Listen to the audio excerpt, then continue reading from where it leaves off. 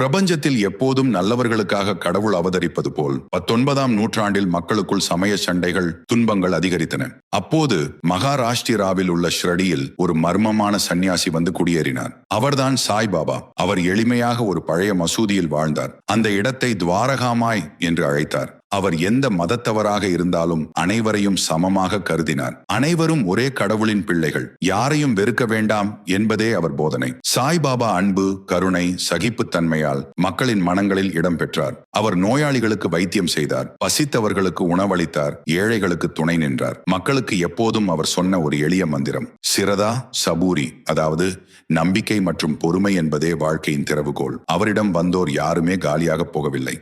அதிசயங்கள் நடந்தன. பல நோயாளிகள் குணமடைந்தனர், ஏழைகள் வளம் பெற்றனர், மனமுடைந்தோர் தைரியம் பெற்றனர். 1918 அக்டோபர் 15 அன்று விஜயதசமி நாளில் சாய்பாபா மகா சமாதி அடைந்தார். ஆனால் இன்றும் அவர் அன்பும் அருளும் உலகெங்கும் பரவி வருகிறது. இன்று ஷிரடி சாய்பாபா உலகம் முழுவதும் கோடிக்கணக்கான மக்களின் வாழ்வில் நம்பிக்கை, அன்பு, சமத்துவம், தெய்வீக ஒளி வழங்கி வருகிறார்.